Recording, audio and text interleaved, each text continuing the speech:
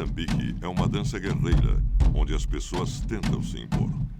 Ela foi usada na catequese indígena do século XVIII. Ao longo do tempo, sofreu várias mudanças, chegando a ser confundida com o congado e com outras danças. Mas ninguém sabe exatamente a origem do Maçambique.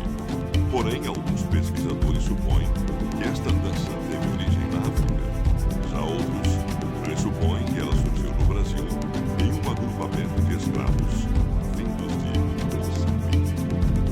O Maçambique de Osório é uma espécie de alto popular de natureza religiosa em que os negros prestam suas homenagens aos santos de devoção católica negra, tais como Nossa Senhora do Rosário e São Benedito.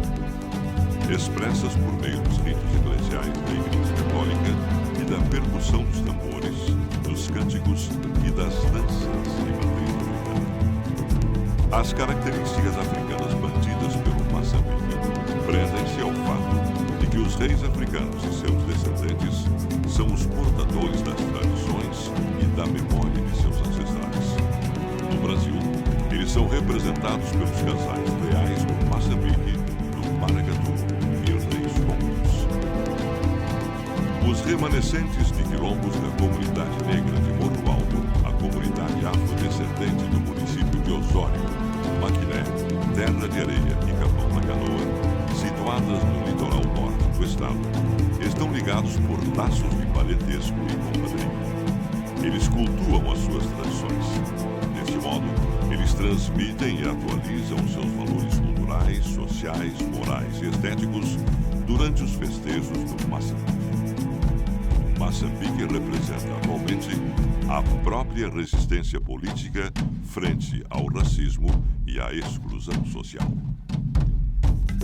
A festa da Nossa Senhora do Rosário, também conhecida por Festa de Maçambique, representa uma forte devoção católica negra, bem como uma das mais importantes formas de resistência cultural e política que é mantida pelos negros da região desde meados do século XIX. A festa é considerada ainda uma das mais antigas do sul do país, do mesmo modo que os patrimônios imateriais da cultura brasileira. O Maçambique de Osório representa uma das mais singulares manifestações das tradições culturais da cidade de Osório. Olá! O Nação inicia hoje uma série de programas que vão falar de música, dança, identidade cultural, desigualdade social, história e religiosidade. Uma tradição do Rio Grande do Sul, o Maçambique de Osório, surgiu em meados do século XVIII, segundo o professor e folclorista Dante Laetano.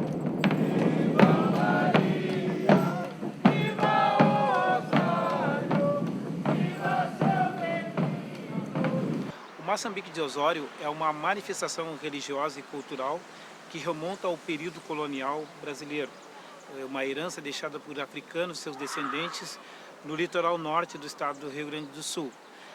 Os primeiros registros se deram com o cronista Antônio Stenzio Filho, no livro Vila da Serra, em que ele faz um registro do encontro de quicumbis vindo de Palmares com os maçambiques vindos do Morro Alto na cidade de Osório, na ocasião chamada Conceição do Arroio.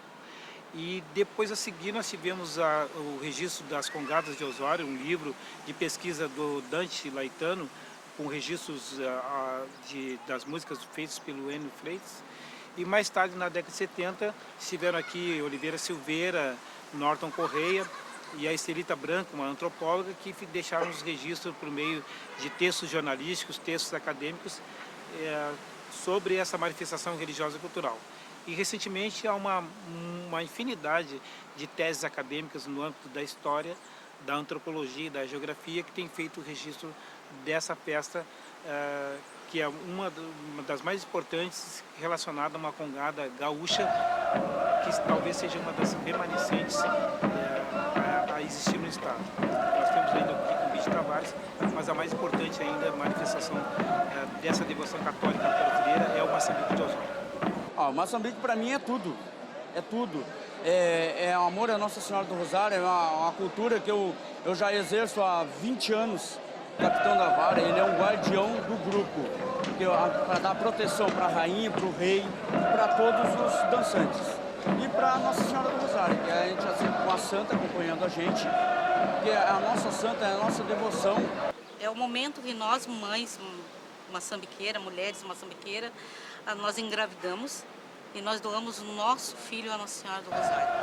É quando eles se tornam moçambiqueiros, filho do Rosário, filho da Nossa Senhora. Naquele momento, eles não são mais filhos nossos, são filhos da Nossa Senhora. Tem muitos até que, no momento, quando a gente chama atenção a alguma coisa, dizem, não, tu não é minha mãe. Nesse momento, tu não é minha mãe. Na festa, eu não respondo como mãe. Ele tem que prestar toda a sua dedicação, o carinho à Nossa Senhora do Rosário. É dançar para ela, é cantar para ela. Então, é quando nós geramos os nossos filhos e doamos a eles a Nossa Senhora do Rosário. As manifestações populares tradicionais são muito importantes para a organização de uma comunidade. Elas mostram valores positivos, como coletividade, autonomia e autoestima, independente da nossa idade. A cultura popular mobiliza, agrega e fortalece a nossa identidade cultural. E é por isso que vemos comunidades distantes se identificarem, contribuindo para a formação social e o desenvolvimento da consciência de cidadania de jovens e crianças que interagem através dessa cultura.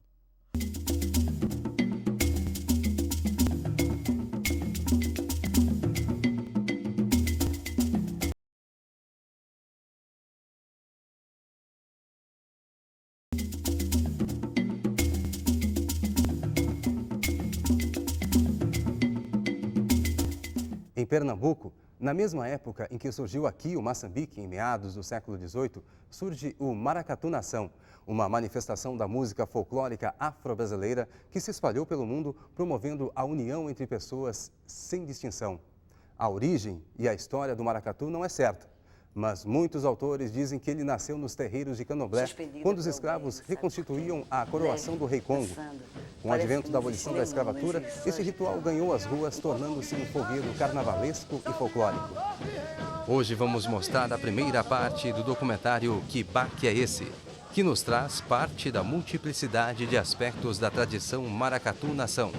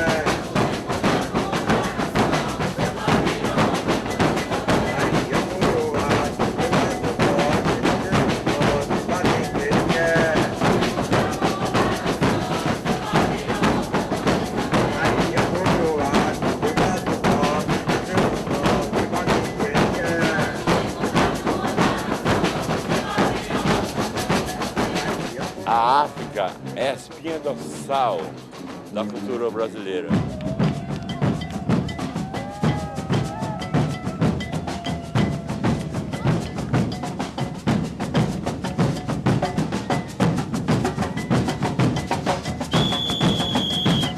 maracatu é trovão. Ai, vamos para o Luanda, Bichanga. Seco, seco. Ai, vamos para o Luanda, Bichanga. Seco, seco. Nossa nação que verde Minas, nossa rainha já se coroou. Nossa nação que verde Minas, nossa rainha já se coroou. Porque tem coisas que o Brasil ainda não conhece. O maracatu só tem aqui e só existe aqui. Ele tem que ser propagado, tem que ser tocado todo dia no rádio. O Brasil tem um fenômeno que é o seguinte: muitas coisas vieram da África para aqui e se encontraram aqui pela primeira vez. A capoeira vem de um local, o berimbau vem de outro, se encontraram aqui. O samba é resultado desses encontros. O africano chega aqui e diz assim: esse instrumento é africano, mas eu nunca vi tocar dessa maneira ou nesse contexto.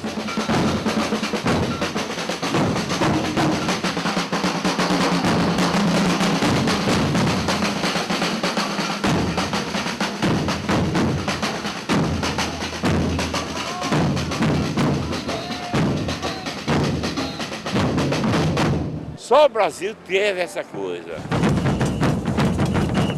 Essa África que só deu aqui. O maior maracatu de todos os tempos foi o maracatu elefante, porque tinha como rainha Dona Maria Júlia do Nascimento, popularmente chamada de Santa, Dona Santa, e que dentro de terreiro ela tinha o nome de Assuna. Ela era filha do Oxalá e muita gente pensava que ela era filha de Oxum, quando na realidade ela não era. Existia uma coisa que identificava Oxum e Dona Santa, que era na hora da dança.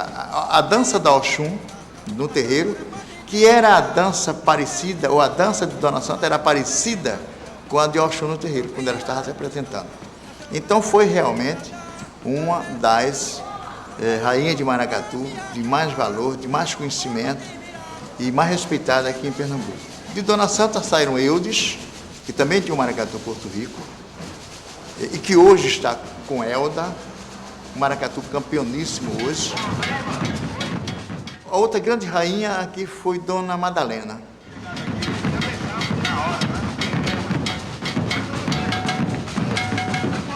Dona Madalena era filha de Ogum Conhaçã.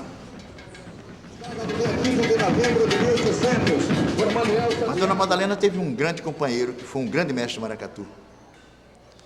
Segundo ele, foi quem ensinou ela a dançar enquanto rainha.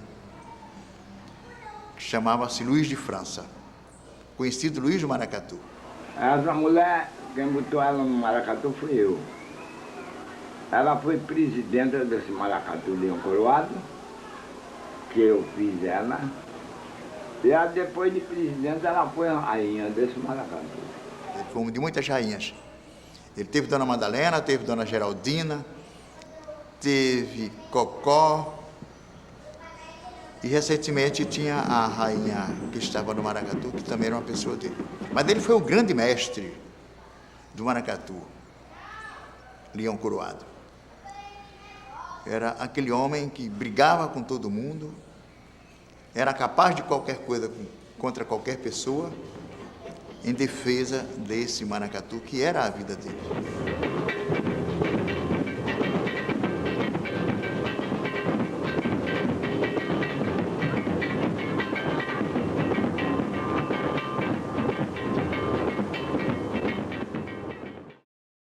A repressão é uma coisa que eu acho que eu ainda cheguei a alcançar um pouco, né? Mesmo pequeno, não alcancei com maracatu, porque eu não via com maracatu, mas alcancei com candomblé, que era, acho que ainda era pior. Que invadiam os terreiros, que quebravam os instrumentos de percussão, que batiam nas pessoas e que todo mundo tremia quando via essas figuras. Quando começa a repressão do governo de Agamenon Magalhães, esses centros espíritas e esses terreiros vão pedir autorização para a polícia para fazerem maracatu. Então a gente tem, por exemplo, os grandes terreiros da cidade do Recife, como de Pai Adão, de Apolinário e outros, que vão requerer licença para ensaiar maracatu. Naquela época os grupos só saíam com um alvará da delegacia. E eles se envolvidos com o negócio de fantasia, essas coisas todas, aí perderam a época, né? Aí ficou todo mundo aperreado, já próximo do Leão sair, e não tinha autorização da polícia para sair. Mas como o Barão de Caxangá morava aqui em Recife, no caso, e Luiz queria... Disse, não, Leão, eu vou falar com a pessoa. Aí foi lá para a porta dele, chegou lá e pediu, né? Aí Luiz na hora fez essa toada. Aí ele fez essa toada, né? Diz assim, lanceiro novo, eu sou de Minas Gerais. A licença foi tirada pelo Barão de Caxangá. Também porque ele assinou para poder o maracatu sair, né? Então é uma forma que eles tinham de driblar a perseguição policial. E está comprovado realmente com requerimentos. Os maracatus que existiam na época, eles têm uma pequena diferença na forma de requerimento. Eles não pedem simplesmente para ensaiar, eles pedem para sair na rua, certo? Então, o leão coroado, o elefante e outros maracatus que existiam nessa época continuaram a existir e passam a dar, de uma certa forma, cobertura às outras práticas afrodescendentes que existiam na cidade, principalmente as religiões. Mas seu Luiz, como Dona Madalena, seu Luiz como Dona Santa, como Elda hoje, como seu Pedro de Alcântara, todos eram pessoas de terreiro, não é? Cada um adorava o seu orixá dentro da sua nação, mas a maioria eram pessoas de nação Nagô. Nagô, Nagô, nossa rainha já se coroou. Nagô, Nagô, Nagô, nossa rainha já se coroou. Nagô, Nagô, Nagô, nossa rainha já se coroou. No passado, quem cantava era a rainha. A rainha era quem puxava o coro, a cantoria, o vocal do maracatu. Na época, Dona Santa era gostoso, porque quem tirava a cantiga era Dona Santa mesmo. Dona Santa era uma velha perigosa. Mas eu acredito também porque era naquela época que não tinha competição, tá certo? Que não obrigava você passar desfilando, ficar os batuqueiros no recuo, porque senão não ia dar. Não sei se a rainha sair cantando e os batuqueiros ficar tocando sem saber nem o que eu estava ouvindo nem nada. Não estou escutando o bombo, não estou escutando nada, porque é longe demais mesmo. Não dá para chegar onde eu estou, azoado. Só se você anda, vai botar bastante, porque a gente não escuta, né, meu filho Batuque? Não escuta. O carnaval quase se torna um carnaval, assim, uma espécie de escravo. Tá compreendendo? Tem que ter aquela escravidão de estar ali, de passar ali. E se não passar ali, não tem nada. Também o carnaval passado tem sua razão, porque o carnaval passado não era feito nem pelo governo, não era feito por prefeitura, era feito pelo povo, era feito pelo comércio, e aí depois o carnaval tornou-se como está hoje.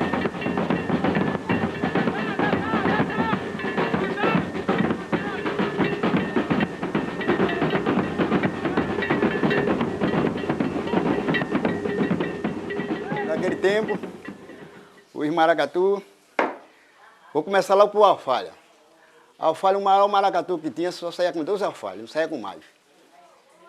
Leão coroado era um maracatu grande, mas saía com 12. Tinha um que vinha se arrastando, saía com 7, 8 com 8. O mais encostado, o que saía com 12 alfalhas, ele vinha com 9. Era o único. Barulho também não existia essas coisas. Existia alguma arenga assim, mas pouco. No tempo que eu era menino, o maracatu Dona Santa era o quê? Era 50 pessoas, eu acho. Não tinha mais do que isso, não. Hoje já tem tanta coisa que não é do baque virado. Porque baque virado é sabaru, baque virado pertence a Xangô. É um toque que mexe até com você. Você não quer dançar e quando você está dançando.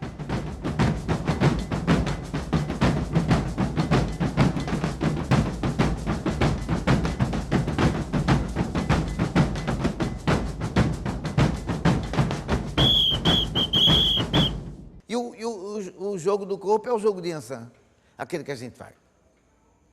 Aquele é o jogo de Ançã.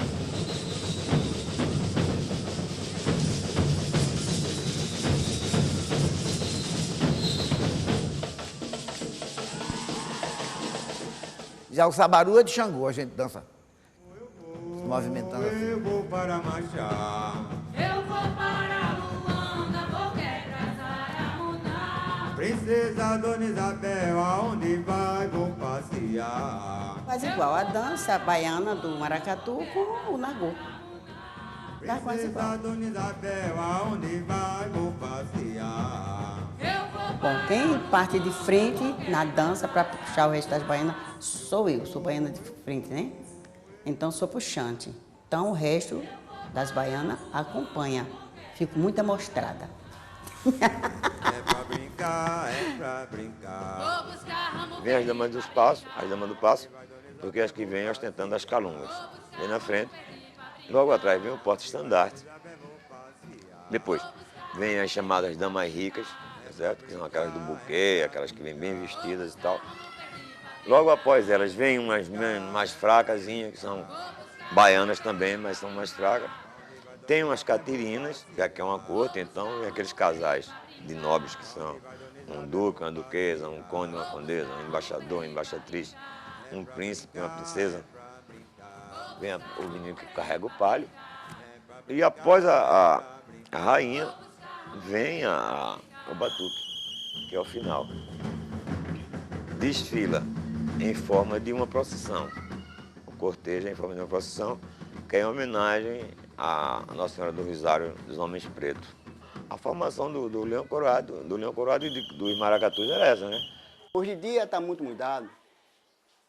Vem maracatu com 50, 60 falhas, ele não bota 300 ou 500 porque não sei porquê, certo? Agora, sempre que eu aqui mesmo, tem esse horror de bomba. Mas dependendo de mim mesmo, eu só queria mesmo um mínimo, já que eles estão exagerados, eu queria mais ou menos 30. Porque com a quantidade de bombo, de alfalha, não é qualidade. Eu quero sair com 30, mas meus batuqueiros que não me dê trabalho. Quando eu apitar, eu sei onde é que já está.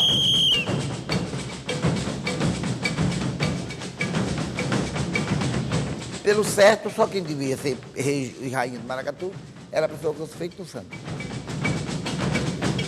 E a rainha tem que ser negra, né? O rei pode ser louro, mas a rainha tem que ser negra. Dona Santa foi coroada na igreja, Madalena foi coroada na igreja, Hilda foi coroada na igreja. Aí o padre foi, pegou a coroa, como que estivesse pegando um símbolo assim, levantou para Deus o São Cristão, botando água benta, e ele entregou, me ajoelhado, e colocou a coroa na minha cabeça.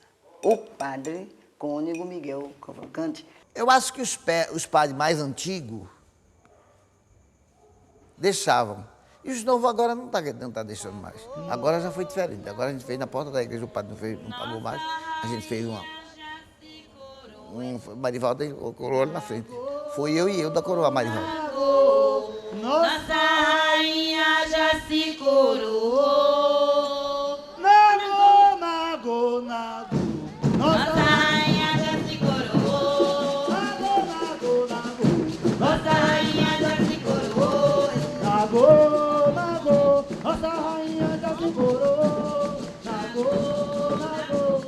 Ivanise foi coroada na frente da igreja também, não entrou na igreja não. Quem coroou ela foi Manuel. O papel da rainha é um papel muito fundamental. A rainha manda, a rainha pede, a rainha faz. A rainha é enérgica quando deve ser enérgica. A rainha programa, a rainha diz que quer o que não quer. Então eu acho que a rainha é o tudo do maracatu. Quer dizer, abaixo das bonecas, né? Porque a boneca que é o maracatu completo, que é o egum principal, o maracatu completo. Sem ela, não tem maracatu. Sem religião, o maracatu não vai para a rua. Porque as calungas, como elas têm nome de pessoas, então para a gente da religião, ela é o quê? Ela é um egum, ela não é um orixá, já é um ancestral. Então você não pode misturar egum com orixá. É uma coisa que é da religião, mas que é extra terreiro, tá certo? No caso aqui a gente cultua os orixás, o Pegia aqui. A gente cultua os eguns, a casa deles é lá atrás. O maracatu, antes de sair, às vezes 8 dias antes, ele fazia a obrigação para aquelas bonecas mas eles faziam para um orixá. Por exemplo, se o maracatu fosse de Iansã, a obrigação era feita para Iansã.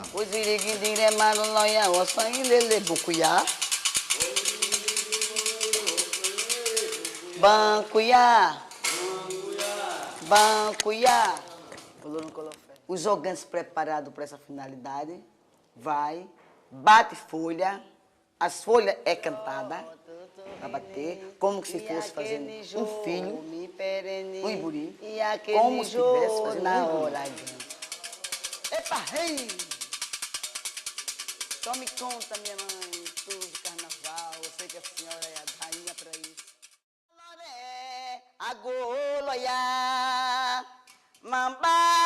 Dá o banho na boneca, enxuga ela e cobre ela de branco para receber o sacrifício. Ela volta uma para os pés de Iansã e a outra para os pés de Mamã Oxum. O Quilodá, o Dejumã, Iê Mezampa, o... Hoje é um dia especial. E sabe por quê? Porque vocês ajudaram a escolher um nome africano para mim. Mais de 100 pessoas participaram e votaram. Agora eu posso me apresentar de verdade para vocês. Os internautas me batizaram de Akin, que significa guerreiro e valente. Obrigado, pessoal. Mas não deixem de participar na página do Facebook do Nação. Gostou do programa? Na semana que vem tem mais Maracatu Nação. E você vai ver como as oficinas de percussão têm influenciado positivamente na formação de crianças e jovens da periferia aqui no Sul.